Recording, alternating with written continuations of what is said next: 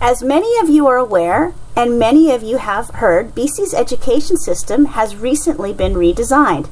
This has meant many exciting changes to teaching and learning in your child's school. The curriculum is based on a know, do, understand model, where students learn competencies and concepts rather than specific content. Students are learning how to be critical and creative thinkers. They are learning how to communicate their understanding of the world with others, and they are learning about their personal strengths and identity as learners in school, as well as the world around them. With the sum of human knowledge available at our fingertips, teaching specific content is no longer enough. Students need to be able to understand what they learn and how to use their knowledge. So teachers are addressing this by teaching through our natural environment, through inquiry, through play, and through meaningful and purposeful collaboration. They are putting the students' interests into their everyday planning and personalizing lessons to reflect individual students' needs. With all of these changes, we know that how we assess students has to change. We can no longer look for rote memorization and recall, simple questions and answers, or skill and drill to determine students' knowledge. Instead, we know that using descriptive feedback guides learners to understand where they are and where they need to go. There is also extensive research to support the use of feedback over letter grades. But what are the problems with using letter grades?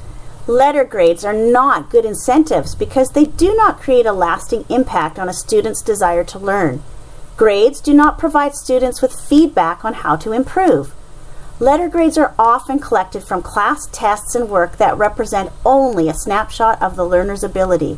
They do not show growth over time. Grades encourage competition with peers that is harmful to a child's self-esteem and can create anxiety and a fixed mindset. A fixed mindset, according to most current researchers, is a belief that we cannot improve in our learning. Essentially, that intelligence and ability cannot change. In comparison, creating a growth mindset helps students learn by breaking tasks into smaller chunks for practice. In addition, grades cannot properly demonstrate a child's understanding of a whole concept. They show only fragmented pieces of a child's learning. What if a child can tell you everything they know, but struggle with writing? Should they be penalized on a test or task? Tests and assignments do not always reflect a student's true ability. Assessment has to reflect what the learner knows, can do, and understand, not the simple exercise of regurgitating memorized information. Ultimately, we want parents to be well informed about their child's progress. Our goal is to communicate with parents in an ongoing fashion.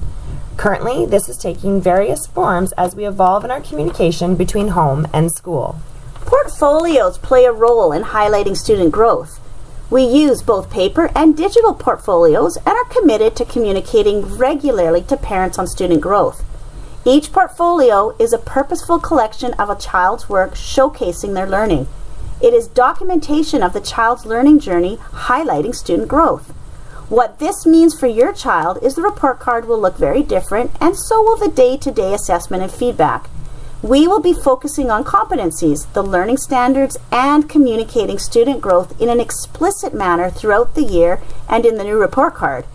The ways we will be reporting student learning are student-led conferences, parent-teacher meetings, written interim reports, communication through student portfolios, and authentic samples and celebrations of student learning.